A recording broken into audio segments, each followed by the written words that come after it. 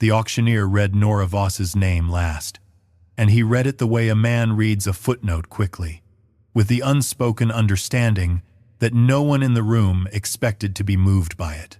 She was 22 years old that October morning in 1872, a widow of 14 months, and she sat in the back row of the Caldera County Land Office with her hands folded in her lap and her coat buttoned to the collar against a cold that had nothing to do with the season. The room smelled of pipe tobacco and dried mud, and the particular staleness of men who had been waiting since before sunrise. Around her, the morning's business had already disposed of 3 parcels of grazing land, a half-finished mill on Copper Creek, and a surveyor's right-of-way along the northern ridge, each one sold briskly to men who stood when their names were called, who spoke in loud, certain voices, who did not need to be told twice what they were receiving. Nora had not stood for any of those. She had not been there for any of those. To Nora Voss, formerly of the Elias Voss household, the auctioneer announced, "I do hereby convey, by order of the Caldera County Tax Commission, the property known as the Voss Cottage at mile marker 4 on the Gunnison Road, together with its well and outbuildings, for the sum of $1. The taxes on said property having gone unpaid for a period of 3 years." A ripple of sound passed through the room, not laughter. Something more controlled than laughter. The kind of noise a room makes when it has collectively decided that the polite thing is to look at the ceiling for a moment. From the second row, Harlan Voss did not bother to look at the ceiling. He was a large man, florid-faced, with the careful clothing of someone who wanted to appear prosperous without actually being so, and he turned in his seat with the unhurried ease of a man who had been waiting for exactly this moment. He said something to the fellow beside him, his voice low and deliberate, and the fellow smiled. Nora did not hear the words. She did not need to. She rose, walked to the clerk's table, and accepted the deed. The paper was thin in her hands, thinner than she had expected county issue, printed form. Her name filled in with a clerk's careful copperplate. Elias Voss's name appeared above hers in the chain of title, though Elias had been in the ground since February, dead of a winter fever that had moved through the valley like something deliberate. He had left no will that anyone could find, or rather he had left no will that his other relatives had chosen to produce. And Nora had not had the money to press the question further. What she had was this $1 worth of stone cottage, 4 miles out on the Gunnison Road, a well that had not produced usable water in longer than anyone could say, a manger with no animals, and 3 acres of rocky Colorado hillside that the county assessor had described in the tax rolls as of negligible agricultural value. Harlan caught her at the door. He did not touch her. He was too careful for that, but he positioned himself so that she would have had to go around him to leave, and he did not move when she stopped. He said that he hoped she knew what she was doing, his voice carrying the particular warmth of a man who has already won and is simply enjoying the confirmation of it. He said that the place hadn't had a roof worth speaking of since before the war, that the well had gone to salt and stone, and that the last fellow who'd tried to winter there had come back to town in March looking like something pulled from a snowbank. He said all of this with a smile that did not reach his eyes, a smile that was for the room more than for her. Nora looked at him for a long moment. She said, very quietly, that she thanked him for the information, and she went around him and out into the October morning. The sun was sharp and low. She stood on the board sidewalk and read the deed again, slowly, the way she read everything, without hurry, without allowing herself to arrive at conclusions before the words had earned them. The paper said what it said. The property was hers. Whatever that was worth, she had ridden out to see it once before, in August, when she had first understood that no other provision was going to be made for her. Elias's 2 sons, Harlan and the younger one, Fletcher, who had the good grace to be embarrassed by all of Ithad, divided between them the house on Copper Street, The surveying equipment, the bay horse and the wagon, and the small cash savings that the bank had released after 3 months of legal paperwork. Nora had received a black dress that had been Elias's wife's, 2 wool blankets, and the information that the cottage on the Gunnison Road had lapsed on its taxes. She had ridden out in August and stood in the doorway and tried to see it clearly. The stone walls were sound enough. She had, though, told sandstone, thick, the kind of construction that required patience rather than money. The roof was another matter. Several of the iron sheets had rusted through, and one corner of the main room had been opened to the sky long enough for a family of swallows to establish residency. The well cover had caved in on itself. The manger had lost its far wall to something wind, or livestock pushed through it a long time ago. The door hung by one hinge and swung when she touched it with a sound like a question being asked in an empty room. She had stood in the doorway and tried to decide whether it was a beginning or an ending. She had not been able to decide in August. Now, in October, with the deed in her hand and the sound of Harlan's satisfied murmur still in her ears, she found that the question no longer required an answer. It was simply what she had. She would go out there and she would see what could be made of it. She had the tools for that. At least 14 months of widowhood had left her with few resources, but among them was the knowledge of her own hands, which were competent and careful and accustomed to patient work. Her husband, Thomas, had been a leatherworker, saddles, harness fittings, the small, precise metal hardware that held things together, and Nora had learned alongside him, first watching and then doing, until in the last year, before the fever took him, she had been doing as much of the fine work as he had. She knew how to assess what was broken and what was merely neglected. She knew that neglect was usually the more tractable problem. She collected her horse from the post outside the land office, a brown mare named Oat, 14 years old and steady as furniture, and she rode out the Gunnison Road with the deed folded in her coat pocket, and the morning light cutting long and cold across the hillside. The cottage appeared around a bend in the road, as it always did suddenly, without preliminary. A low shape of yellowish stone sitting at the edge of a slope that dropped away to the south, with the hillside rising behind it, and a stand of juniper on the western side that blocked the worst of the afternoon wind. In August, the junipers had been dusty and still. Now they moved in the October air, their small dark berries trembling, and the light on the stone was the flat gray gold of late autumn. Nora tied Oat to the juniper and stood for a moment before going in. The door still hung by one hinge.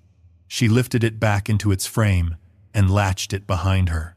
The main room was, as she remembered, stone floor, low ceiling of rough timber, the swallow's nest in the northeast corner, now abandoned for the season, a cold hearth with an iron crane that was still sound, 2 windows, both intact, their glass green-tinted and wavered with age. The kitchen lay through an arched doorway to the left, smaller than the main room, with a cooking hearth on the north wall, shelving built into the stone, and a floor of fitted sandstone slabs. It was in the kitchen that she stopped. She had been moving through the room slowly, the way she always moved through a space she was trying to understand, cataloging what she saw without yet reaching for conclusions. The shelving could be cleaned. The cooking hearth would need its flue checked before she lit it. The flagstone floor wash, she stepped onto it and felt the difference immediately. The way a person feels the difference between solid earth and a bridge deck. Not wrong. Exactly. But not entirely as it seemed.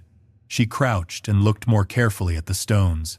They were old, all of them, worn smooth in the way of stone that has had decades of boot soles and ash and firelight worn into it.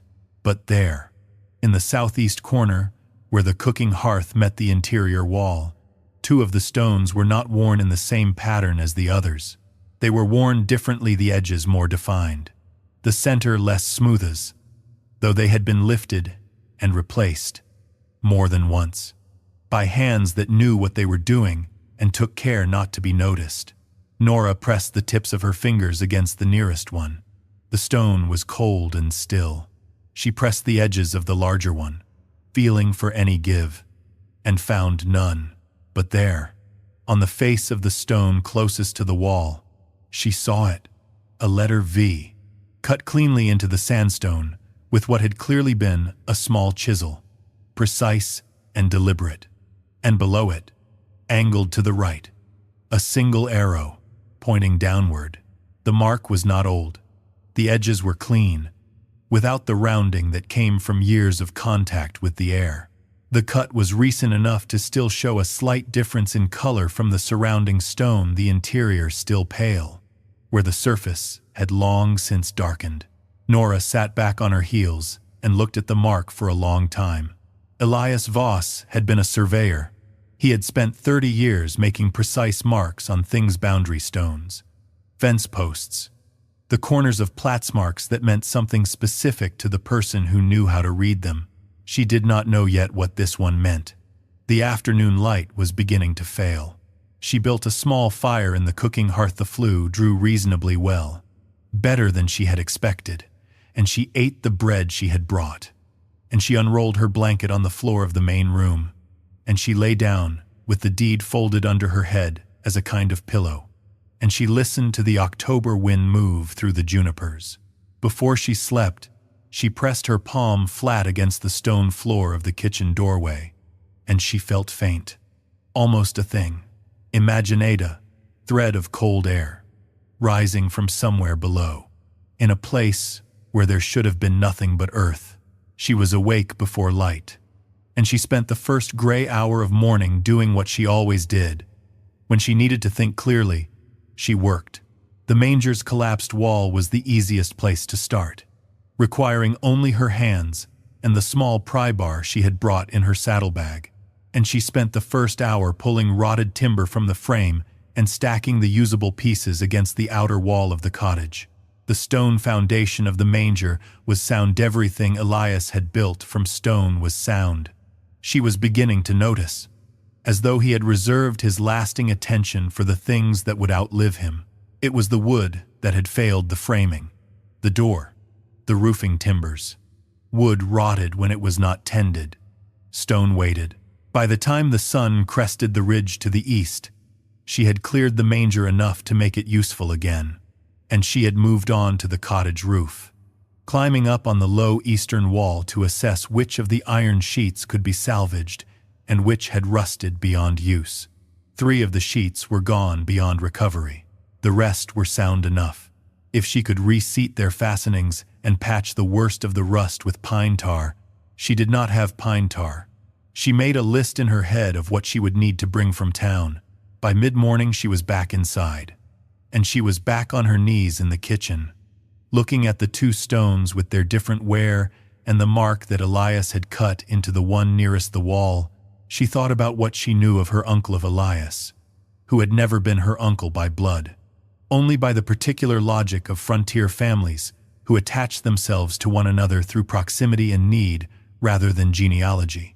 He had been her mother's second cousin, or something near enough to that.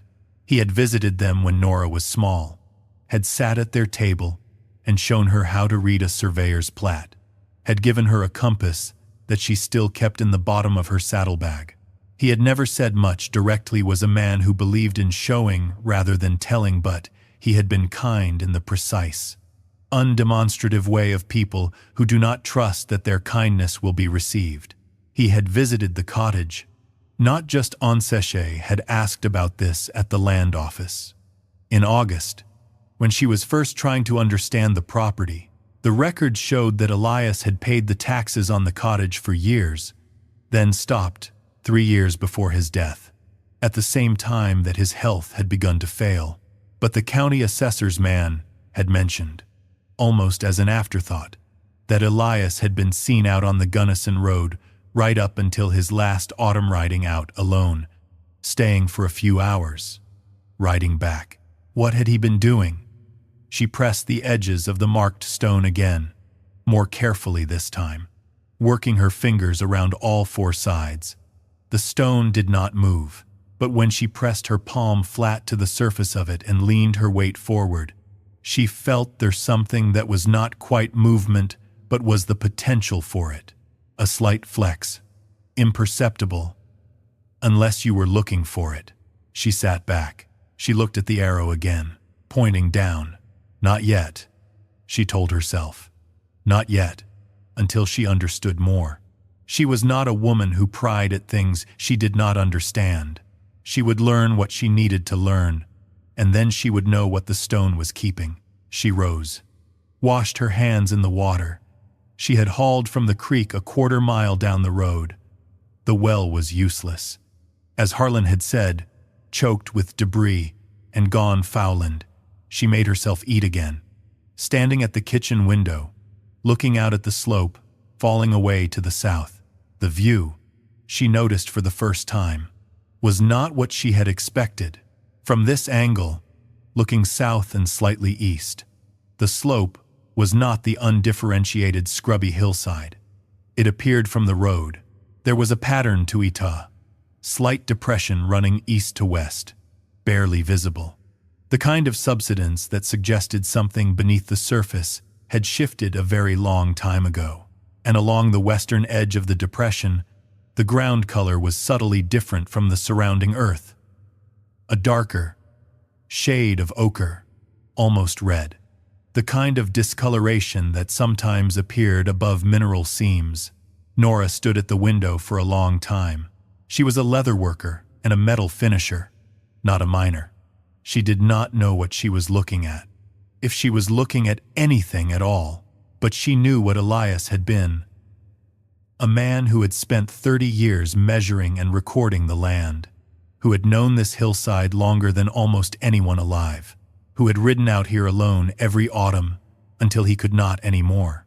And she knew that he had cut a V and a downward arrow into the kitchen stone with a small, careful chisel, and that the stone had a different feel from the ones around it, and that there was cold air coming from somewhere below, in a place where there should have been only earth.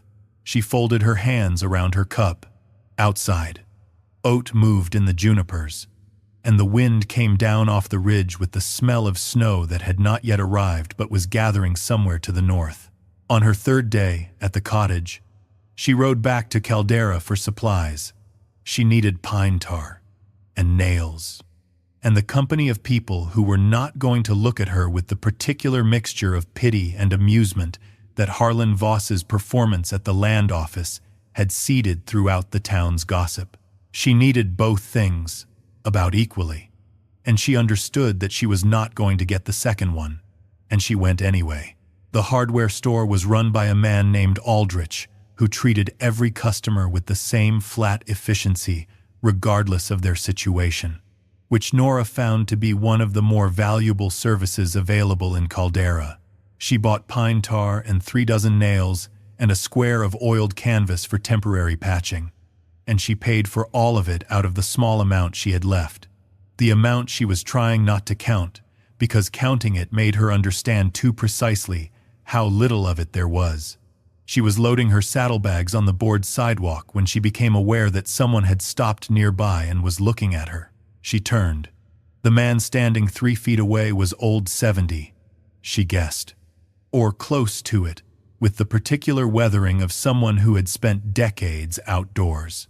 He was not tall, but he was solid in the way of men who have done physical work all their lives, and his hands were the hands of a smith wide, scarred at the knuckles, with the permanent staining of a man who worked metal. He was looking at her with an expression that was not quite recognition and not quite curiosity, something between the two. He said, almost to himself, that she had the Voss look around the eyes, his voice carrying the slightly flattened quality of a man who had learned English as a second language long enough ago that the edges had worn smooth. Nora said that Elias Voss had been her relation. Yes, and that she was the new owner of the cottage on the Gunnison Road. The old man nodded, slowly. Once, he said his name was Silas Drum, and that he ran the smithy on the south end of Caldera, and that if she needed any ironwork done on the property, she should come see him first, because he knew that cottage, and he knew its fittings, having made or repaired several of them for the old man over the years. Nora thanked him and watched him go, her hand resting on Oates' neck. Something in the way he had said it, she knew that Cottage landed differently from the ordinary offer of a tradesman. He had not said he had worked on it. He had said he knew it. She filed the distinction away. In the same place she had filed the cold air from below the stone and the V and the downward arrow. She was beginning to understand that there were things to know about this property. She was beginning to understand that knowing them would take patience, and that patience was the one thing she had in sufficient supply. She rode back out on the Gunnison Road with her saddlebags heavier and her purse lighter. And as the cottage came around the bend, she saw it differently than she had before, not as the end of something, the least of what had been left. The dollar coin bequest that had made a room of men briefly, quietly amused. She saw it as a place where someone had worked carefully and deliberately and alone. She was beginning to think that she understood that kind of person. 3 weeks passed in the particular rhythm of early winter labor, which does not ask whether you are ready for it but only whether you intend to keep up. Nora patched the roof in 2 stages, first the canvas over the worst of the gaps, weighted down with the stones she pried from the manger's collapsed wall, then the pine tar over the iron sheets that were salvageable. Working from the eaves upward in the cold morning air, with her fingers stiff and the smell of pine resin sharp and clarifying in the back of her throat. She worked until the light failed, and then she stopped, because she had learned from Thomas that the 2 most common causes of poor repair work were insufficient light and insufficient patience, and she had promised herself that she would not repeat errors she already knew how to avoid. The cooking hearth drew well. The main room hearth drew less well, because something had settled in the chimney, a bird's nest, she suspected, or the accumulated debris of several seasons of abandonment. But she addressed this with a long-handled brush she fashioned from the flexible end of a juniper branch and a tied bundle of dried grass, pushing from below until she heard the satisfying fall of loosened material into the fireplace. The second fire she lit in the main room hearth burned cleanly and steadily, and that evening she sat beside it with her boots off and her back against the stone wall and felt, for the first time since February, something that was not quite peace, but was near enough to it that she did not reach for a better word. She thought about the marked stone in the kitchen. She had been going back to it every day, not to disturb it, only to look, to press her fingers around its edges, to try to understand what she was dealing with before she acted. This was her instinct in all things, to observe before she moved. Thomas had called it caution. Her mother had called it stubbornness, wearing a respectable coat. Nora called it the habit of a woman who had learned that acting too quickly on insufficient information was the cause of a great many regrettable situations. But she was accumulating information now. On the 5th day, she had noticed that the cold air from below the stones was stronger in the mornings, before the cooking fire had warmed the kitchen, and weaker in the afternoons. This suggested a space below a space, with some connection to the outside air, which moved in and out with the pressure changes of the day. A root cellar might do this, but the cottage had no root cellar she could find, and the stone over the marked spot was too carefully fitted to be a simple access hatch. On the 9th day, she had found the second mark. She had been cleaning the kitchen walls, scraping the accumulated soot and grime from the shelving stones with a flat tool she had made from a bent nail, when her tool caught in a narrow crack between 2 stones at shoulder height. On the interior wall, directly above the marked floor stone, she had worked the crack free of its accumulated filling and found, behind it, a second piece of stone. Work a small cavity, no wider than 2 fingers, cut deliberately into the interior of the wall. The cavity was empty.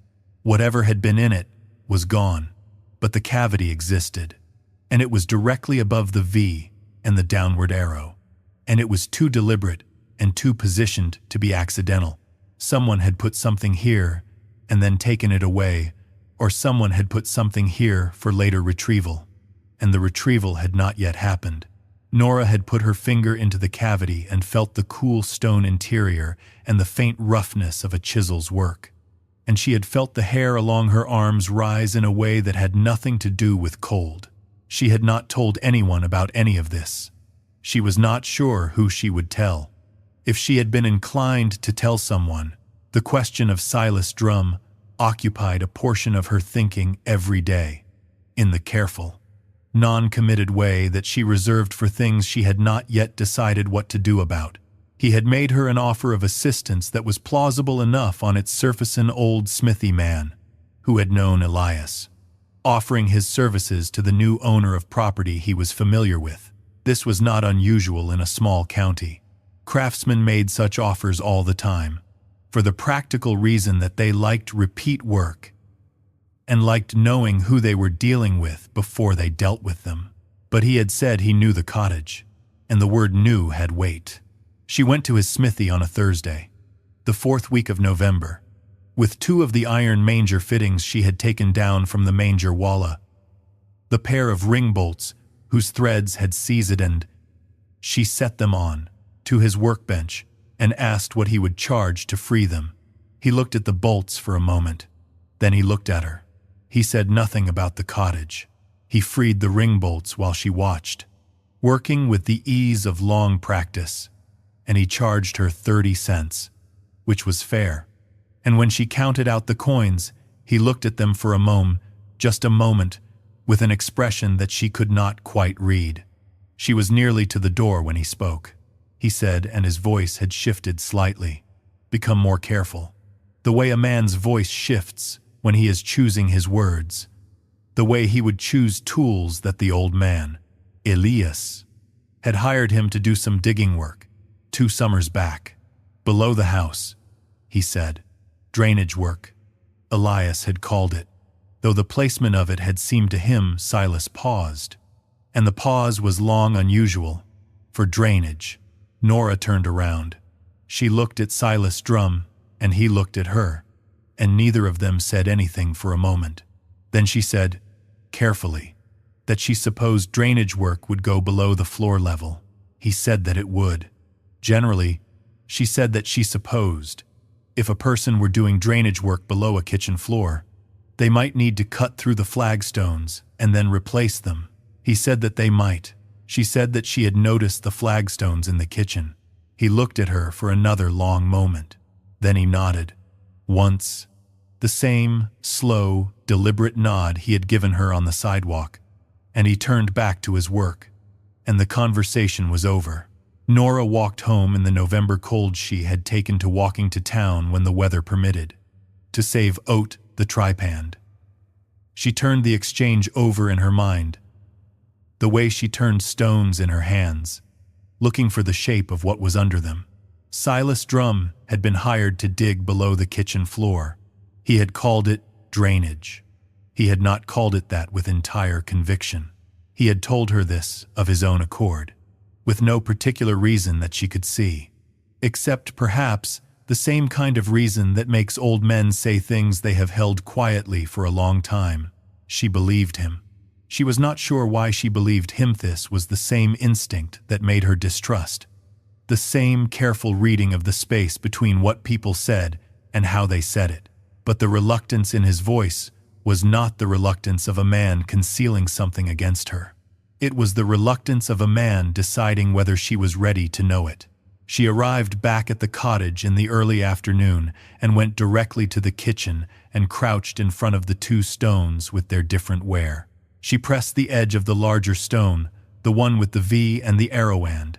This time, she did not stop at the first resistance. She worked her fingers around to the inner edge, nearest the wall, and pressed there instead, and felt the stone shift. Not risnote yet, but shift. The way a thing shifts when it has been set to move in a specific way and is waiting for the correct application of pressure. She was not ready. She stood up and stepped back, and stood in the middle of the kitchen and breathed. She was not going to open it today. She was going to wait until she understood enough to know what to do with whatever she found, because the only thing worse than not knowing what was below the stone would be knowing it and not being able to act on it wisely. But she was close. On the last Monday of November, Nora noticed for the first time that the depression in the hillside south of the cottage was following something. She had been outside since early morning, working on the south wall where the pointing between the stones had crumbled in two long vertical lines, filling the gaps with a mortar she had made from river clay and sand. And she had looked up from her work in the mid-morning light and seen what she had not seen before. The depression was not random. It followed a linear slight, almost imperceptible curve running from the base of the hillside west of the cottage to a point about 40 yards south and east, where it ended in a low mound that she had taken for a natural formation. But natural formations did not end in mounds. They continued, or they tapered, or they shifted direction. They did not stop at a point and pile up there, as though something had been pushed from below and had nowhere further to go. She walked down to the mound in the mid-morning light. It was perhaps 3 feet at its highest, overgrown with dried grass and one determined juniper seedling, and the soil color was unmistakably the darker ochre she had noticed from the kitchen window. She pushed at the mound's edge with her boot and felt the slight hardness of stone a few inches below the surface. She took her small pry bar from her coat pocket and worked the topsoil away from a section of the mound's surface. Beneath the soil and the root mat, she found stone, flat-set stone, fitted without mortar, in a pattern she recognized immediately, not because she had seen it before, but because she had seen drawings of it in the surveying notebooks that Elias had sometimes spread across the table when she visited him as a child. It was a ventilation set. He had called it in those notebooks a way of moving air through a contained space below the earth without allowing water ingress, used in early mining operations where underground air management was a condition of safety. Nora sat back on her heels and looked at the ventilation set, and looked at the cottage 40 yards away and thought about cold air rising from below a kitchen floor. Then she stood up, walked back to the cottage, and went into the kitchen. And this time, when she pressed the inner edge of the larger stone, she pressed slowly and steadily, and did not stop when the stone shifted. And the stone rose. It rose on a pivot, the near edge lifting while the far edge sank, exactly as a properly balanced trapdoor is designed to dissolently, smoothly, with the ease of a thing that has been opened before. Beneath it was a shaft, roughly cut but firmly sided with fitted stone, with iron rungs set into the south wall leading down into a darkness from which came a thread of air that smelled of earth and old stone, and something else, a mineral cleanness, dry and faint, the way old silver smells when it is brought out of long storage. Nora held the edge of the stone and looked down into the dark. She lowered the stone back into place, went to her saddlebag, and found her oil lamp. She did not go down that evening. This surprised her a little when she lay in front of the main room fire and considered it afterward, because she had spent enough weeks wanting to know that she would have expected the wanting to overwhelm her caution the moment the opening appeared. But it did not. She lay with the lamp set between her and the wall trimmed down to its lowest useful flame, and she listened to the wind work through the juniper. And she thought about what it meant to prepare properly. She was one woman, alone in a property 4 miles from the nearest neighbor, above a shaft of unknown depth with unknown contents.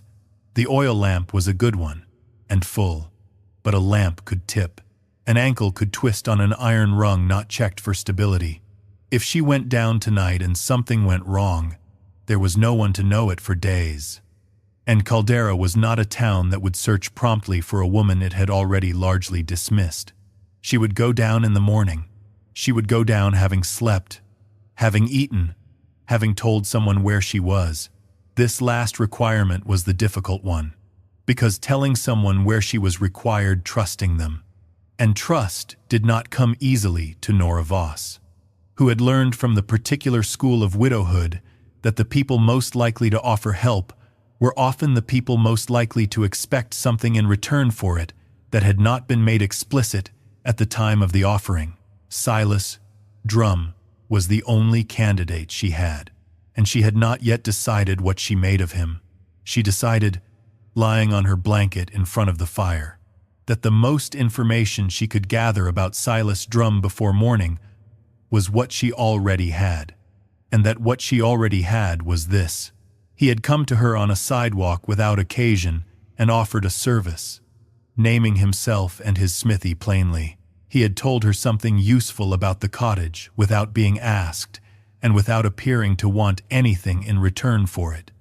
His hands were the hands of a man who worked hard, and when she had put 30 cents on his workbench, he had looked at the coins for a moment in a way that suggested he was not wealthy. None of this told her whether he was trustworthy, but it told her that he was real and situated, and that whatever he had been to Elias had been specific enough that he carried it still.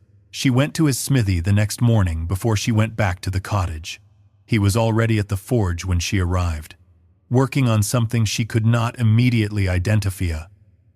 Long curved piece of iron that he was drawing out with hammer and tongs in the methodical way of a man who has nothing to prove by his speed. He did not stop when she entered, but he acknowledged her with a slight inclination of his head. She said that she was going to open the kitchen floor today. She said she thought he ought to know she was doing it, and where she would be, in case she did not come back to town by nightfall. The hammer came down 3 more times before he answered. He said that the rungs were sound, his voice even and without inflection.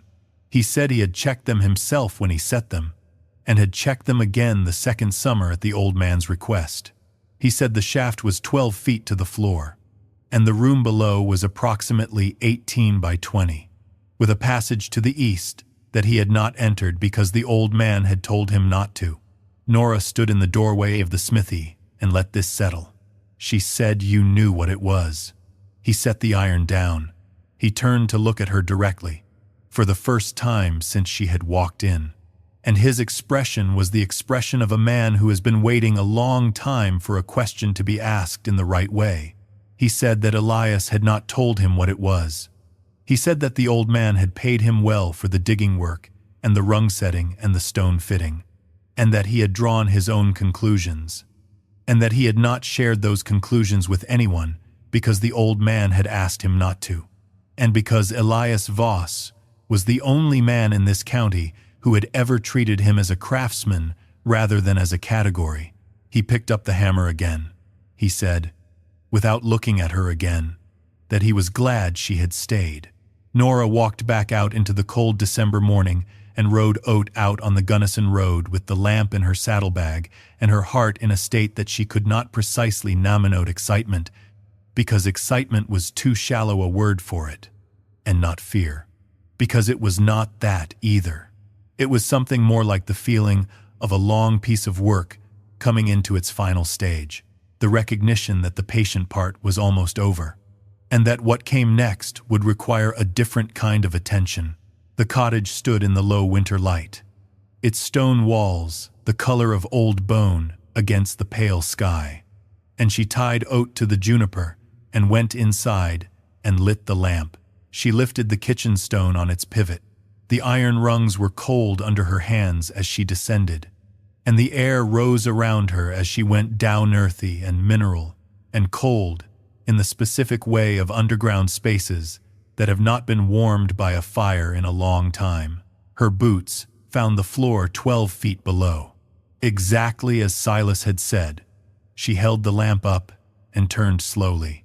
The room was rectangular, stone-sided and stone-floored, with a low ceiling that Elias would have had to stoop under, but that Nora could stand in without difficulty.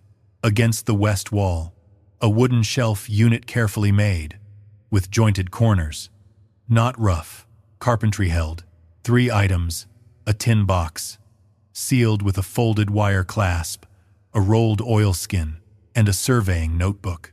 its cover wrapped in a second piece of oilskin and tied with cord. To the east, as Silas had said, there was a passage. The ceiling dropped there, and it was not finished as the room was finished. It was rough cut, narrower, with the marks of pickwork still visible on the walls. She could not see how far it went. She went to the shelf first. She unwrapped the surveying notebook and stood in the lamp's light with it open in her hands. And she looked at the first page. It was a plat drawing. She recognized the style Elias's hand, which she had been looking at since she was 7 years old. The particular precision of a man who measured things for a living and whose lines never needed redrawing. It was a plat drawing of the cottage site and the hillside south of it. And on it, in addition to the property lines and the elevation marks and the contour intervals she expected, there was a second set of markings in a different ink, slightly darker, applied later than the rest of the drawing, that delineated something under the surface of the hillside, something that ran from below this room, eastward, following the passage in the wall, something that the notation in the margin described, in Elias's careful shorthand, as Ag Deposit, Est, and then a number that Nora stared at for a long time, doing the arithmetic in her head, arriving at a figure that was not a fortune but wasif. The estimate was accurate enough to change a life entirely. She closed the notebook. She held it against her chest in the cold underground room and stood very still for a moment. Then she picked up the tin box, and she opened it. Inside the tin box there were two things: a folded sheet of paper and a smaller folded document tied with a red ribbon that had once been vivid and had faded to the color of dried brick. She opened the document first, because it was tied, and therefore the more formal of the two, and she had learned from years of working with hardware and leather that you examined the structural piece before the decorative one. It was a land conveyance, Caldera County, territory of Colorado, dated the 14th of March, 1871, a year and a half before Elias's death. And 4 years before this moment, the grantor was listed as Elias Jonathan Voss, the grantee as Nora Margaret Voss, formerly of the household of same, for the parcel described as the mineral rights, surface access rights, and subsurface easements appertaining to the Voss Cottage property at mile marker 4 on the Gunnison Road, together with any and all deposits of precious metals or minerals located within the boundaries of said parcel, as recorded in the Caldera County Surveying Register, Volume 12, pages 41 through 43. Below the legal description, in smaller print, the transfer was duly witnessed and recorded with the Caldera County Land Registry on the date above noted. 2 witness signatures appeared at the bottom. One she did not recognize, a Thomas A. Keller, Clerk, Caldera County Registry Office. The other, in a broader and more deliberate hand, read S. Drum. Nora stood in the underground room for a long time. She was familiar with the difference between a will and a land conveyance, because Thomas had left a will and it had been a lengthy and imperfect instrument that had required a lawyer and 4 months to execute. A land conveyance was different. A land conveyance, once witnessed and registered, was not subject to contest in the same way it transferred ownership in the moment of recording. Not in the moment of death. It was not part of an estate. It was not produced in a lawyer's office when a man died. It sat in the county registry, in a volume of ordinary property transfers, the kind of document that no one looked at unless they knew to look. Harlan Voss had not known to look. He had contested the willer. The absence of a willin divided the estate accordingly.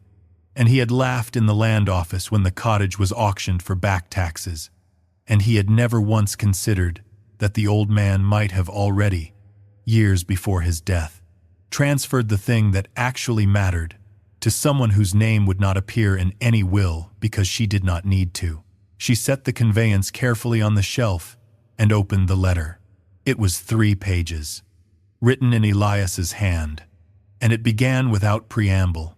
"Nora, if you are reading this, then you have done what I believed you would do, and stayed long enough to look." She read it standing up, in the lamp's light, her breath making small clouds in the cold air, with the underground quiet pressing in around her in a way that was not oppressive, but was complete, the kind of quiet in which words carry more weight than they do in ordinary rooms.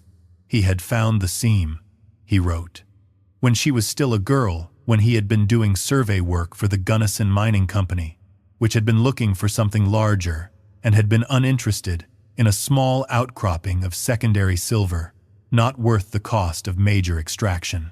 He had noted it, filed his report, omitted the small seam from the report with deliberate care, and over the following 2 years purchased the mineral rights and surface easements through the county registry in a series of small, routine transfers that attracted no attention because they were designed not to. He had not told anyone, not because he had been certain he was a surveyor, not a mining engineer, and his estimate of the deposit's value was an educated inference, not a professional assay, but because he had needed time to understand what he was going to do with it. He was not a young man. He had no wife living. His sons were provided for in the ordinary ways that men provided for sons, and he had watched Harlan's character form over 30 years with a quiet, regretful certainty that the most dangerous thing he could do for Harlan was to give him more than he had worked for. He had thought about this for a long time. He wrote, he had thought about all the people it might go to, and he had come back to the same name every time. "You have your mother's patience and your father's refusal to be made small by circumstances, which is not a common combination. I saw it in you when you were 7 years old, and I have not seen it diminish in the years since. The law in this territory is imperfect, and men with money and connections use it imperfectly, and there is not much I can do about that from where I am. But I can put the instrument of your security in a place where only the right kind of patience will find it. I have watched you work. I am confident in the right kind. The passage to the east is your immediate task. The seam is accessible from this room. You will need a mining engineer to assess it properly and help you plan the extraction. This is not something to do alone. The name I would have given you is Martin Feld of Denver, who is honest in the way that men in that profession are rarely honest. Meaning, he will tell you the truth about what you have, even when the truth is disappointing. The conveyance is registered. No one can take it from you on paper. What they can do, and what you must be prepared for is try. Harlan will find out. He always finds out, eventually, the things he believes he is owed. When he does, he will come. Do not let him tell you that I made a mistake. I did not make a mistake. You were always the one who stayed to finish what others abandoned." Nora read the letter twice. Then she folded it along its original creases, carefully, and placed it back in the tin box, and placed the tin box back on the shelf. She sat down on the stone floor. She was not crying. She had not cried since Thomas died, and she had not cried for Thomas at the time, but only 2 weeks later. Alone in the house on Copper Street, in the kind of delayed grief that arrives not when the loss happens, but when the full weight of what the loss means settles into the specific shape of daily life. She had learned from that experience that she was not a quick crier. She was a slow one. The feeling was there, enormous and without edges.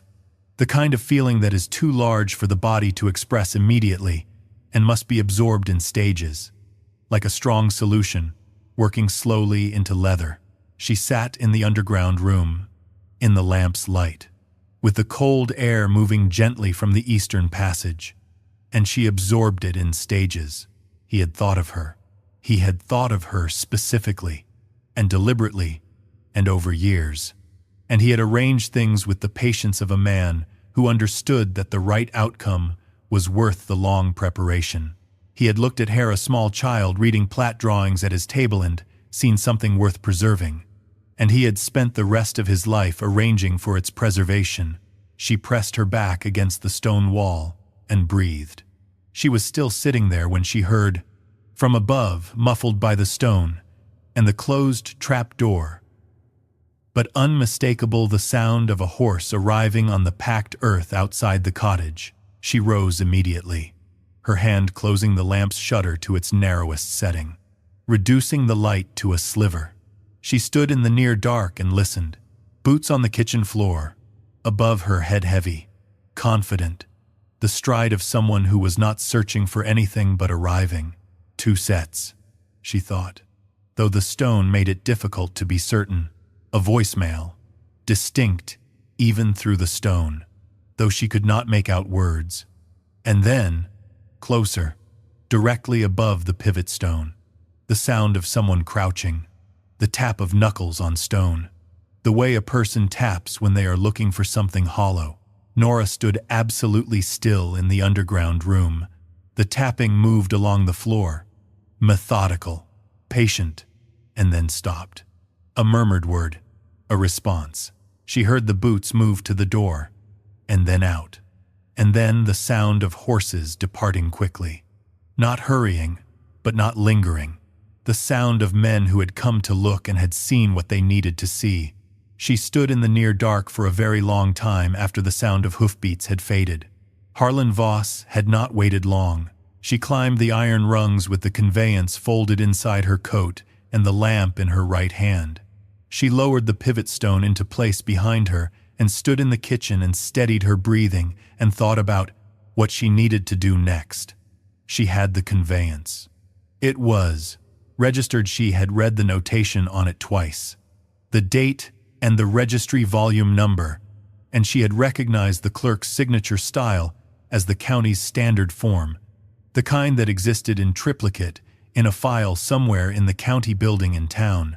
The original registration was the thing Harlan could not touch, as long as the county registry had kept it correctly, which it was required by law to do. What he could try to touch was the conveyance itself by claiming it was fraudulent, by claiming Elias had not been competent to sign, by finding a way to introduce enough legal uncertainty that the practical reality of her ownership became impossible to exercise. He was going to try. She had heard it in the deliberate patience of those boots on her kitchen floor. She thought of Martin Feld of Denver, whose name was in the letter and whom she did not know and had no money to engage.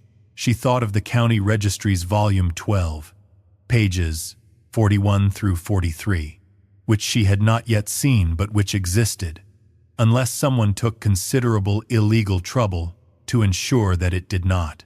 She thought of Silas Drum, who had signed the conveyance and was therefore a witness to its legitimacy. And she thought, I am not going to wait for him to come to me again. Outside, through the kitchen window, the afternoon light was failing toward the gray edge of a December evening, and the hillside to the south was already losing its definition to shadow. And somewhere along the eastern passage below her feet, a seam of silver ran quietly through the earth the way it had run for 1,000 years, waiting with the patience of things that do not know they are being waited for. She went to Silas Drum's smithy the following morning before the town was properly awake. In the gray hour, when the forge smoke was just beginning to rise and the board sidewalks were empty of everything except frost, he was already working, as she had expected him to be, and he looked up when she entered without surprise, as though he had been expecting her for some time, possibly since February, when the old man had died, possibly longer. She set the conveyance on his workbench without preamble. She said that she had opened the kitchen floor yesterday and found what was below it, and that she believed Harlan Voss had ridden out to the cottage yesterday afternoon and had been assessing the structure, and that she needed to know, before anything else, whether the document on his workbench was what she believed it to be. He looked at it for a long moment. He picked it up, with the care of a man handling something fragile, and he looked at the witness line. Then he looked at his own signature, the broader, deliberate hand, and he set the document back on the bench. He said that it was. She said that Harlan was going to come. She said she believed he was going to come with a legal challenge of some kind, and that she needed to know if anyone else knew about the document, if there was any way for Harlan to know what he was looking for. Before she had the chance to get to the registry office in town and confirm that volume 12 was intact, Silas was quiet for a moment.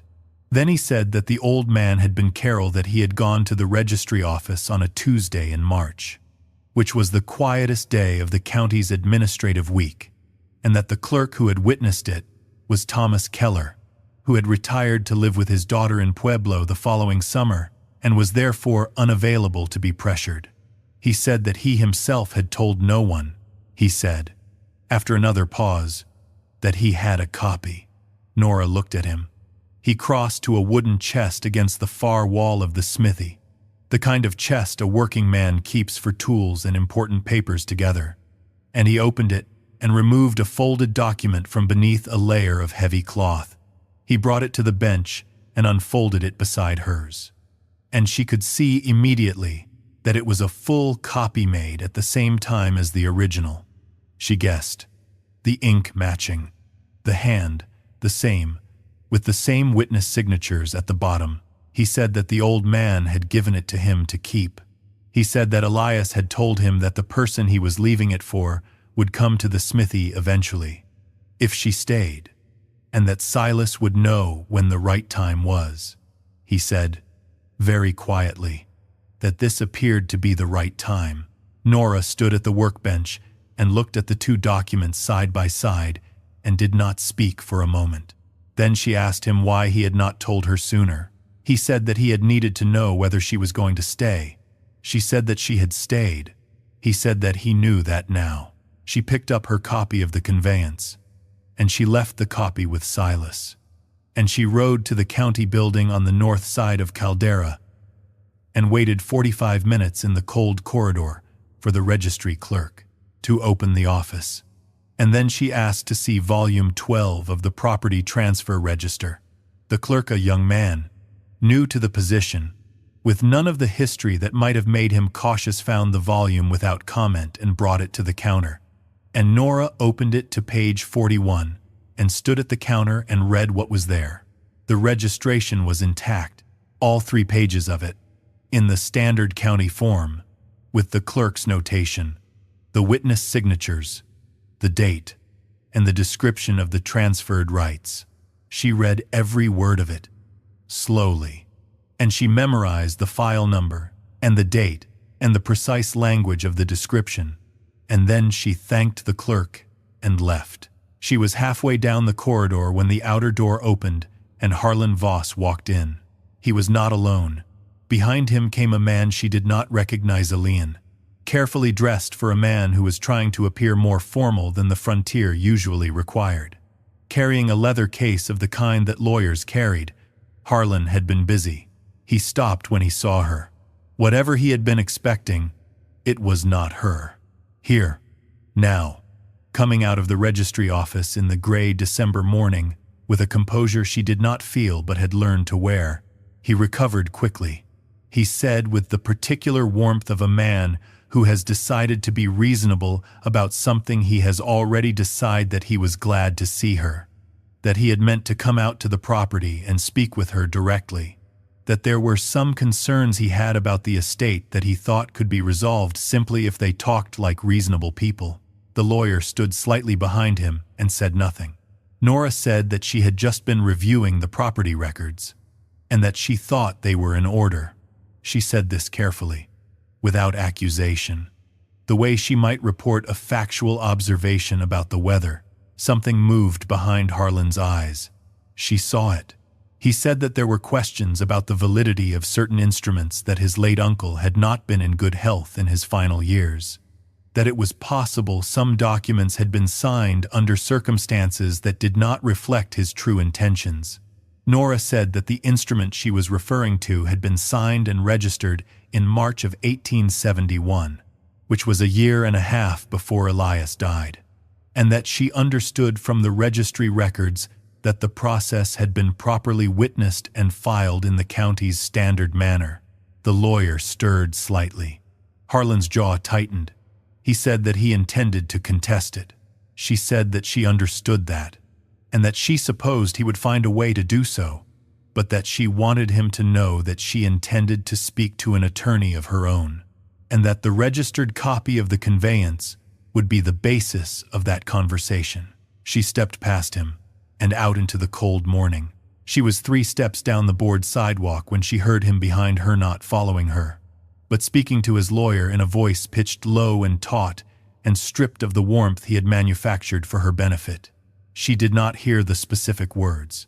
She heard the tone, and the tone was the tone of a man who has had an expectation fundamentally disrupted and is deciding how far he is willing to go to restore it. She had 2 weeks before the attorney he engaged could file anything substantial with the county court. This was her estimate, based on nothing more than a rough sense of how these things proceeded in counties where the law moved slowly. 2 weeks to find a lawyer of her own, which required money she did not have in sufficient quantity, which required solving a problem she had not yet found the solution to. She sat in her cottage that evening and made a careful accounting. She had the tools of her trade, the knives and punches and stitching irons and the small metalworking equipment that she used for hardware fittings. These were not nothing. They were, in fact, the most liquid assets she had, and the ones she could most readily convert. A full set of leatherworker's tools in good condition would sell for perhaps $6 or $7 in Caldera, more in Denver. A small metalworking kit, the files, the draw plate, the hand vis would bring another $3 or $4, $10, perhaps $11. A letter to Denvershay had found Martin Feld's address in Elias's surveying notebook, alongside a short notation that described him as the best honest engineer west of St. Louisa.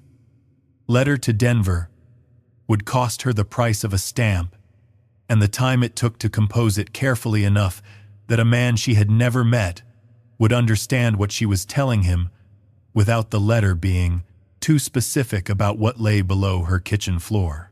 A lawyer in Caldera, the only lawyer in Caldera, was a man named Preston Oakes, who had been to Harlan Voss's Christmas table more than once, which made him unavailable. The nearest other attorney was in Durango, 40 miles south, reachable by a combination of horse and whatever public conveyance was running in December. She looked at her tools. She thought about Thomas, who had given her the best of them, the ivory-handled knife, the draw plate that had come from his father's kitten. She set those aside. Everything else was negotiable. She began to write the letter to Martin Feld. She was halfway through the letter when she heard hoofbeats outside, not the slow, exploratory approach of someone uncertain of their destination, but the direct, unhurried arrival of someone who knew exactly where they were going. She set down the letter and went to the window. Silas Drum, on his old gray horse, carrying something wrapped in canvas across his saddle. She opened the door before he had finished tying the horse. He came inside and set the canvas-wrapped item on the kitchen table and unwrapped it. It was a document case-a-note, large, but well-made, iron-bound, with a clasp. He opened it and laid out its contents on the table beside her unfinished letter, a copy of the county registry's standard form for mineral rights conveyances, printed and annotated by hand, a letter, in a handwriting she did not recognize, dated 3 weeks ago, addressed to Silas Drum from a T.A. Keller in Pueblo, and the copy of the conveyance, which she had already seen. Keller's letter was brief. It said that the former clerk had heard, through the ordinary channels by which small county news traveled in those years, that Elias Voss had died, and that the property he knew to have been registered was being disputed by the family. He said that he had retained in his own possession, at the time of his retirement, his own clerk's copy of the registration record, kept, as was his habit, with all significant instruments he had witnessed personally, and that he was prepared to provide a sworn statement regarding the circumstances of the registration if it became necessary. He said he had written to Silas Drum because Silas Drum was the only other person he knew to have been present. He said he had considered writing to Miss Nora Voss directly, but had not known her address. Nora read the letter twice. Then she set it down on the table and looked at Silas, who was standing on the other side of the table with his hat in his hands and his expression that of a man who has discharged an obligation he has been carrying for some time. She said, "When did this arrive?" He said, "Last week." He had been deciding what to do with it. She said, "You came tonight." He said, and his voice was quiet and without artifice. The voice of a man, stating a fact that required no decoration, that he had heard in town today that Nora Voss had engaged a lawyer from Denver, and that the lawyer had filed a preliminary motion with the county court to freeze the mineral rights pending an inquiry into the conveyance's validity, and that the hearing was scheduled for the 3rd Friday of December. Friday was 11 days away. She looked at the letter and the document case and the copy of the conveyance laid out on her kitchen table, and she looked at the trapstone in the floor, and she looked at Silas Drum standing across from her with his hat in his hands. She said that she would need to sell her tools to pay for a lawyer to go to Durango. He said, after a moment, that she would not. She waited. He said that he had sent a letter to an attorney in Durango 3 days ago, when he had first heard that Harlan was moving, and that the attorney had written back that morning, and that the attorney had said she would take the case for the cost of her travel and the county court filing fees, payable when the mineral rights were confirmed. Not before. Nora stood in the kitchen of the cottage on the Gunnison Road and looked at the man across from her and tried to find the catch in it, the thing she was not seeing, the hidden cost, the expectation undisclosed. She looked for it the way she always looked for it, carefully and without apology, because this was who she was, and she had never pretended otherwise. She did not find it. What she found instead was an old smith who had kept a dead man's secret for 2 years in a town that was not generous with its respect for him, who had checked iron rungs in an underground room that no one would have asked him to check, who had kept a copy of a document that would only matter to someone who was not him, and who had sat with a letter from Pueblo for a week, not in negligence. She understood now. But in the same careful patience she herself practiced until the moment when producing it would be of actual use rather than merely prior to use. She thought of Elias's letter, the only man in this county who ever treated him as a craftsman rather than a category. She said, very quietly, that she was grateful to him. He nodded. Once. The same slow nod. He picked up his hat and went to the door, and he paused there for a moment, not looking back. He said that the old man had been right about her. Then he went out into the December night, and she heard his horse move away on the frozen road. And she stood in the kitchen for a long time. She picked up the letter to Martin Feld and finished it. Then she sat down at the table and spent the rest of the evening making notes, the registry volume and page numbers, the date of registration, the clerk's name, the witness names, the specific language of the conveyance writing, everything down in the precise, unhurried manner of a woman who was preparing to defend something that mattered. Outside, the first snow of the winter came down soft and without wind, and by morning the hillside to the south and the depression and the low mound above the ventilation stones were covered in white, and the cottage stood in it quiet and deliberate as the man who had built it. The hearing was 11 days away. She had a lawyer, 2 witnesses, a registered conveyance, and the knowledge that she was not going to let it go. The 3rd Friday of December arrived with a sky the color of old pewter and a wind coming down from the north that found every gap in a person's coat with the patient efficiency of something that had been looking for gaps for a long time. Nora rode into Caldera before 8 o'clock, with Silas Drum riding alongside her on his gray horse, both of them bundled against the cold and not speaking much.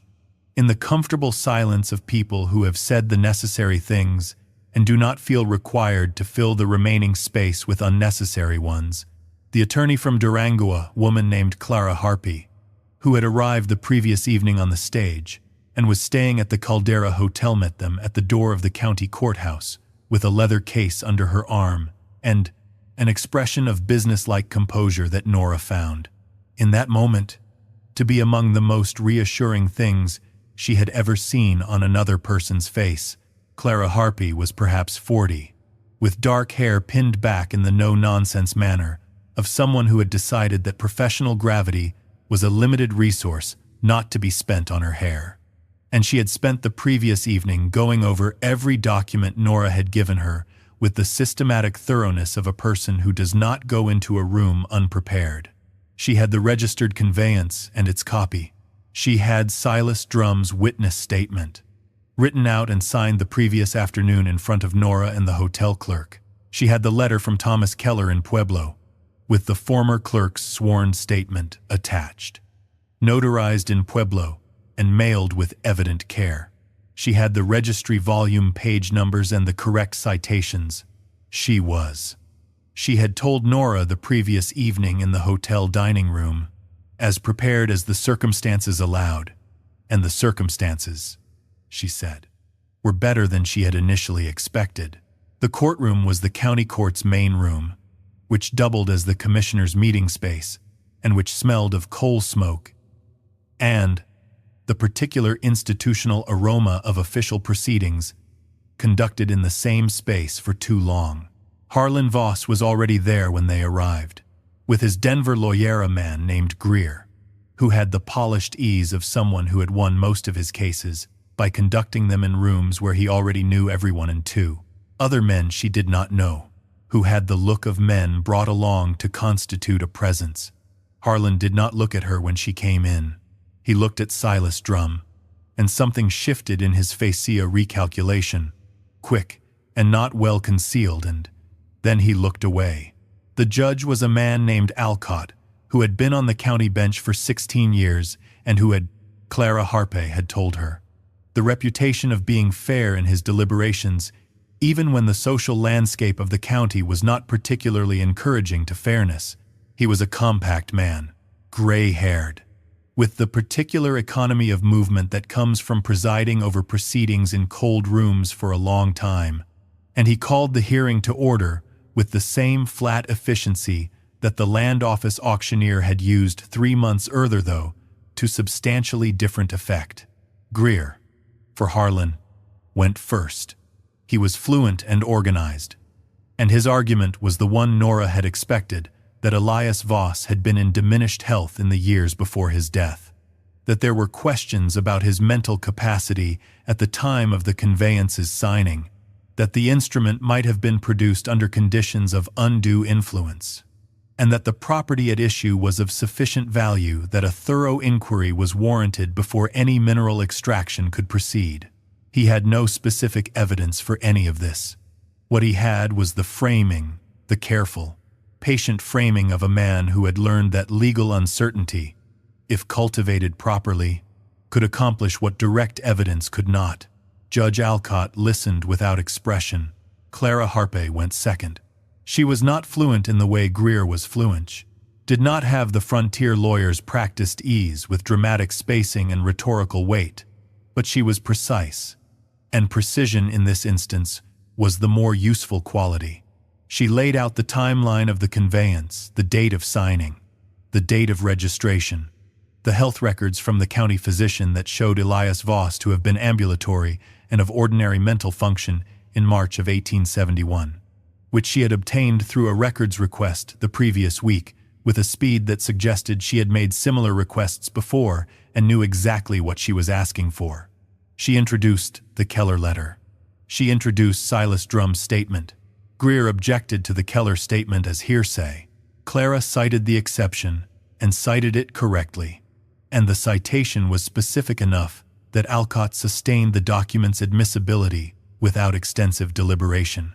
Harlan, in the gallery seats, was watching his lawyer with an attention that had become slightly fixed, the look of a man recalibrating something that had been working differently in his imagination. He had brought this action, Nora understood, with the confident expectation of the outcome that she had now conclusively interrupted, and the interruption was not something he had factored into his preparation. When Clara sat down and the judge asked whether the respondent's counsel had any witnesses, Greer said that he would call Mr. Harlan Voss. Harlan came to the stand with the bearing of a man who has spent a great deal of time managing impressions and is in the habit of succeeding at it. He testified to his belief that Elias had been diminished. He testified to the family's concern. He testified with the practiced warmth of a man who had told himself, over many years, that his version of events was the correct one, until he had arrived at a point where he could no longer reliably distinguish between believing it and needing to believe it. When Greer finished, Clara stood. She asked, with the directness of someone who had done the arithmetic and confirmed the answer in advance, whether Harlan had at any point seen the property on the Gunnison Road during Elias's lifetime. He said he had not been out there recently. She asked again at any point during Elias's lifetime. He said, after a pause that was brief but visible that he had not had occasion to. She asked whether he had contested the auction of the property for back taxes when it was sold to Miss Voss in October. He said he had not contested it. His tone had altered slightly, taken on a tighter quality, the tone of a man who is aware that a question has a specific destination and is not yet certain what that destination is. She asked whether, having allowed the auction to proceed without contest, having made no inquiry into the mineral rights registered to the property in county records accessible to anyone who cared to look, having taken no action regarding the property for 3 months after its sale, whether he now believed the court should freeze the legitimate operation of a registered instrument because he had recently become aware of its existence. Greer objected. Alcott heard the objection and overruled it, in the tone of a judge who is not uninterested in the question's direction. Harlan said, with a heat that he had been controlling and was no longer entirely controlling, that this was not about the auction. He said that the question was about the legitimacy of the instrument itself, about whether his uncle had been in his right mind, about whether the old man had been taken advantage of by... He stopped. The word he had been going to say did not come out, but the shape of it was present in the room, and the room was small enough that the shape was visible to everyone in it. There was a silence. Judge Alcott looked at Harlan over the top of his papers. He looked at him for a moment in a way that did not require explanation. He said, in the even and final tone of a man who has reached his conclusion, that the conveyance appeared to him to be a valid instrument, properly registered, with 2 living witnesses prepared to affirm its authenticity and a registry record consistent with standard county procedure. He said that the health argument was not supported by evidence. He said that the motion to freeze the mineral rights was denied. He said that he expected the property and all its appurtenant rights to be returned to the possession of Miss Voss immediately, and that any further action in this matter would require substantially more than the assertion that the deceased had been unwell. Harlan sat in the witness chair for a moment after Alcott finished. He did not look at Nora. He looked at the space in front of him, in the manner of a man absorbing a loss he has not prepared to absorb. Then he looked at Greer, and Greer looked back at him with the careful neutrality of a lawyer who is already calculating his invoice and has released himself from emotional investment. Then Harlan looked at Nora. It was a long look, and there was a great deal in it, the frustration she had expected, and something more complicated underneath that, something that might have been, in other circumstances and with a different kind of man, the beginning of something useful. But he was not that kind of man, and these were not other circumstances. And after a long moment, he looked away. He stood and straightened his coat with the deliberate care of a man, restoring his composure through the management of his clothing, and he walked out of the courtroom without speaking to anyone. Nora sat in the gallery for a moment after he left. Clara Harpe was at the table, making notes, with the professional efficiency of someone who had done their job and was already considering the next one. Silas Drum was at the far end of the gallery, his hat in his hands, looking at the door through which Harlan had departed. Nora looked at her own hands, folded in her lap. She had expected, in the moment of winning, to feel something large and clear. What she felt instead was a quietness that was not the absence of feeling, but the presence of a great many feelings at once, in a mixture that had not yet resolved itself into something she could name. Relief was in it, and something that might have been grief, still grief for Elias, who had done all of this and not lived to see it work. And something else, something she was less familiar with, which was the particular sensation of a thing completed that has taken longer than expected and has cost more than anticipated, but has come out the way it was meant to. She thought he did not make a mistake. She stood and put on her coat and went out into the December cold. The second thing happened 3 days later. She had ridden out to the cottage, had been riding out to the cottage every day since the hearing, because she had a great deal to attend to, and she was not a woman who allowed completed legal proceedings to substitute for completed practical work, and she found, on her arrival, that something was wrong with the roof. 2 of the iron sheets she had so carefully patched and pine-tarred in November had been pried up from their fastenings at the ridge and bent back, so that a section of the kitchen ceiling, the very kitchen, was open to the December sky. Snow had come in during the night. The kitchen floor was wet, and the flagstones were darkened with moisture, and the pivot stone was covered in a skim of thin ice that would have to be chipped away before she could safely open it. She stood in the doorway and looked at the damage. It was not catastrophic. The structure was sound. The shelving was above the snow line, but the roof repair would take at minimum 2 days, and the pine tar she had left was not enough to reseal the sheets properly, and she would need to ride to town for more supplies. And there was no possible way that the damage had happened from wind or weather, because the sheets had been pried, not shifted. The fastenings were bent outward, not loosened, in the specific way of metal worked against its grain by a tool or a hand. Harlan had sent someone, or had come himself. She could not prove it, and she did not intend to try to prove it, because provability was not the most useful category in which to place this. She placed it instead in the category of things she knew, alongside the way he had stood in the courtroom and looked at the space in front of him, and the particular quality of his silence after the judge's ruling. He had needed one last expression of it, one last thing done to the property that had become the site of everything that had gone wrong for him, at the hands of the person who should have been, in his version of events, the most disposable element.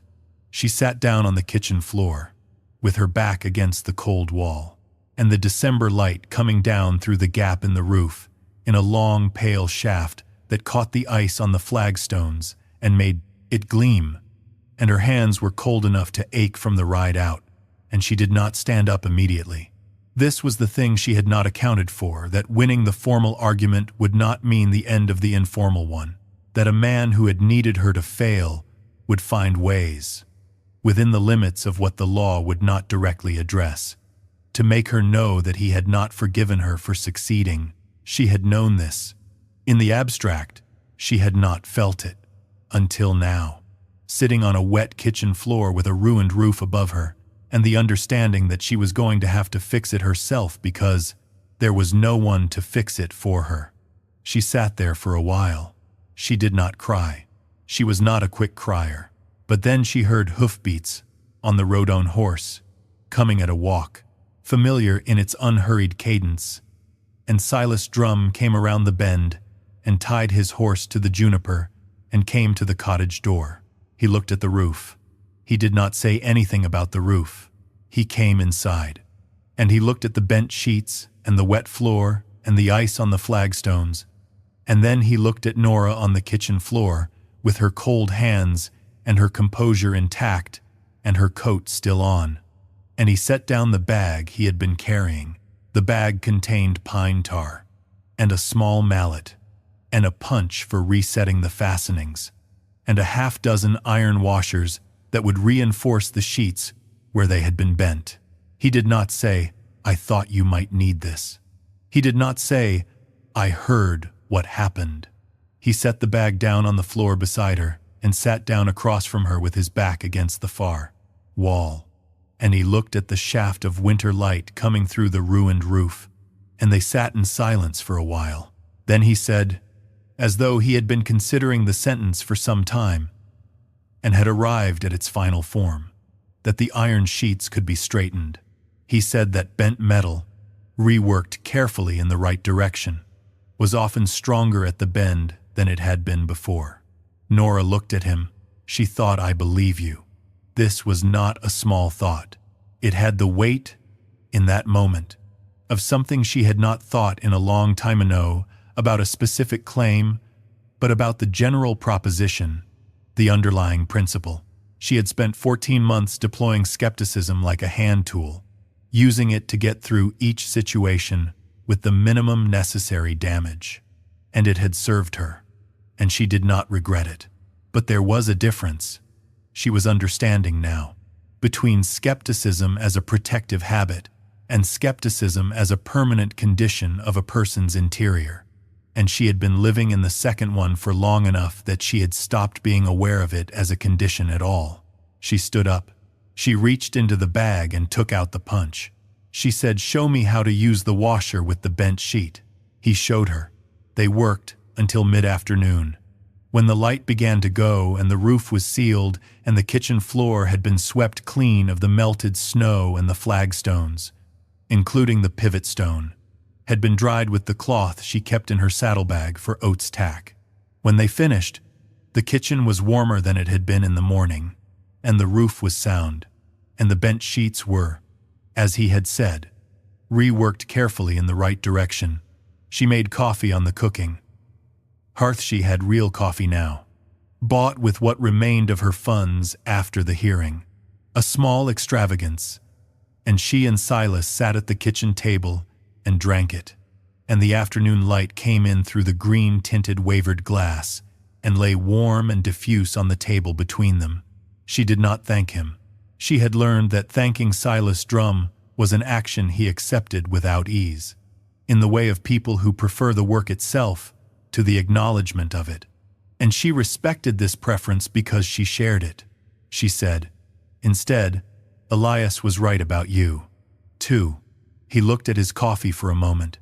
Then he looked up, and there was something in his face that she had not seen there before. Not emotion, not quite, but the trace of it.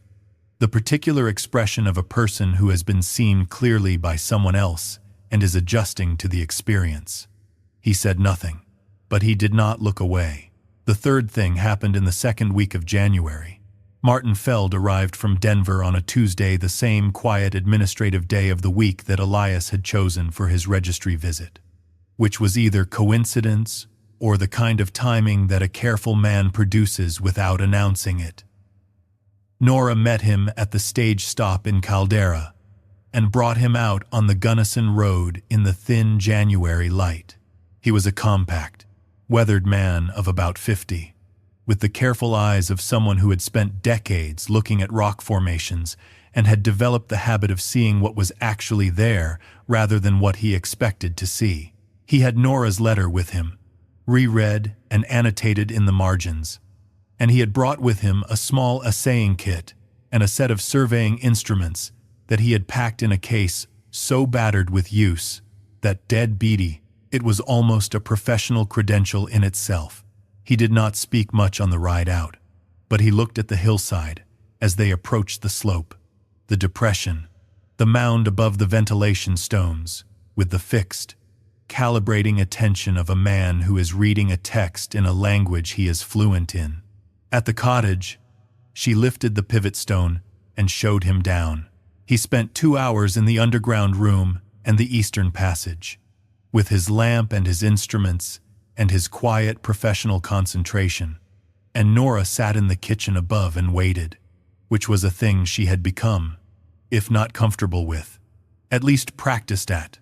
When he came up, he cleaned his instruments with the methodical care of a man performing a familiar ritual, and then he sat at the kitchen table and looked at his notes. He said that Elias's estimate had been conservative. Nora looked at him.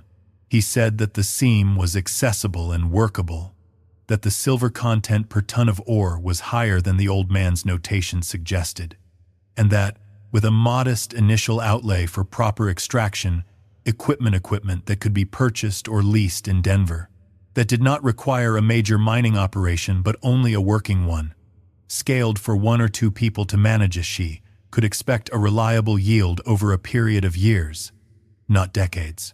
He said not a fortune. He said enough. She looked at the kitchen table, and the pivot stone in the floor, and the shaft of January light from the window. She said enough for what? He said enough to stay, to work, to build what needs building. She thought about what that meant. In the specific material sense, the well repaired, the roof permanent instead of patched, the manger rebuilt with proper timber, the cottage walls pointed and solid, the passage to the east made safe and workable, the seam extracted with the patience and care that Elias had believed she had, and that she now understood she did have. Because she had already spent 3 months demonstrating it, she thought about a smithy on the south end of Caldera, and an old smith who checked iron rungs without being asked, and kept documents for 2 years in a wooden chest under heavy cloth, and arrived with pine tar. On the morning after a ruined roof, she thought about a surveyor who had ridden out alone every autumn, in his last years, to a cottage 4 miles from town, to tend something he had arranged for a person who did not yet know she needed it. She thought about what it meant to receive a thing like that, not money, not property in the simple sense, but the evidence of a long and specific attention, the proof that someone had looked at you clearly and seen something worth the trouble. She said, to Martin Feld, that she would like to discuss the outlay for the equipment. He opened his notebook. They talked for an hour. At the kitchen table, with the January light steady and pale through the wavered glass, and the heat from the cooking hearth warming the room in the particular way of stone. Walls that have been keeping warmth for 150 years and know how to do it. One morning in late February, on the first day that felt like something other than winter, not spring yet, only the suggestion of it, the particular light shift that happens before the snow has fully relented, Nora went down into the underground room. Alone, she had been down many times now, for practical purposes, with Martin Feld and with the 2 men from Denver who had come to assess the passage and begin the work of making it safe for extraction. The room was familiar to her now, functional, lit by a proper lamp hung from an iron hook that Silas had forged and fitted to the ceiling the previous week. It was not a mystery anymore, but she had not yet come down alone simply to be here, without a purpose more specific than that. She stood in the center of the room and looked at the shelf where the tin box and the oilskin and the notebook had been, and which were now in the cottage above the notebook with Martin Feld. The conveyance in Clara Harpe's safe in Durango until the full title transfer was formalized. The tin box on the shelf in the main room with the letter still folded inside it. She had read the letter many times. She could have quoted it from memory, if she had been a person who quoted things aloud, which she was not. She put her hand against the stone wall of the room, flat-palmed, the way she had put her hand against the kitchen floor on the first night, and felt the cold air rising. The stone was cool and still and very old, and she could feel the faint moisture that collected in underground spaces through the long winter, and she could feel the solid weight of the earth above, and she could feel or imagined she could the faint vibration of someone working, far above her, on the surface of a property that was entirely hers, in town. The opinion of Nora Voss had shifted in the way that small-town opinion shifts, not all at once, and not without resistors, but noticeably, and in the direction that matters, which is the direction of practical acknowledgement. The hearing had been a public event, in a county where public events were few and well attended, and the outcome had been observed by enough people that the observation had done its usual work. By the end of December, 2 different families had brought leather goods to the cottage for repair a harness set and a pair of saddlebag sand. She had done the work well and charged a fair price, and heard, through the ordinary mechanisms of small community communication, that the work had been spoken of favorably. By January, Aldrich at the hardware store had asked, with his characteristic flat efficiency, whether she would be interested in handling the metal fittings work for the tack and equipment he sold, given that his previous supplier in Denver had become unreliable. She had said yes, and they had agreed on terms in the time it took a man to count out change. Harlan Voss had not left Caldera. He was still there. She saw him on the main street, twice, at a distance. And he did not approach her, and she did not approach him. She did not know what he thought now, or whether his thinking had changed in any way that would be apparent from the outside. She was not, she found, particularly occupied with the question. She had spent a great deal of her life in the vicinity of people who had decided she was less than she was, and she had learned that the most useful response to this was not to argue with them, but to continue being what she was until the argument became irrelevant. She stood in the underground room in the February light that came down the open shaft above Hershey, had stopped closing the trapdoor from below. Now that she came and went regularly enough that secrecy was no longer the point, and she thought about what Elias had written. You were always the one who stayed to finish what others abandoned. She thought that he had been right, and she thought that this was not a virtue she had chosen, but one she had been left with, by circumstances that had taken away the other options one by one, and that what she had done with it was perhaps less remarkable than the letter suggested. She had stayed because leaving had not been available. She had looked at the stone because looking was free. She had gone down because the alternative was not knowing, and not knowing was, in her experience, consistently the more expensive condition. But she also thought, and this was newer, softer, less certain than the other things, that perhaps staying was not only what was left when the other options ran out. Perhaps it was also a choice, not because she had been sure it would work out. She had not been sure. She had sat on a wet kitchen floor in December and not been at all sure, but she had stood up and taken the punch out of the bag and asked Silas Drum to show her about the washer and the bent sheet, and that the standing up, the asking, the continued specific motion forward in the face of continued specific uncertainty, that had been something she had chosen. She took her hand off the wall. She went up the iron rungs and into the kitchen and into the morning, and she stood in the doorway of the cottage on the Gunnison Road with the February light on the hillside south of her, the snow thinning on the dark earth of the depression, the juniper releasing its winter stillness in the first small motions of a warmer air. Oat at the post with her ears forward, interested in something down the road that Nora could not yet see. The deed was in the cottage. The work was beginning. The people who had laughed at the auction had not been wrong about what the property appeared to bemoan dollars worth of stone and trouble. 4 miles from anywhere, but they had been wrong, as people frequently are, about what appearance meant. Elias had known that. He had known it for 30 years, and he had ridden out here alone every autumn until he could not anymore, tending the secret the way a person tends a long and patient hope. And he had not been wrong. She was not wrong either.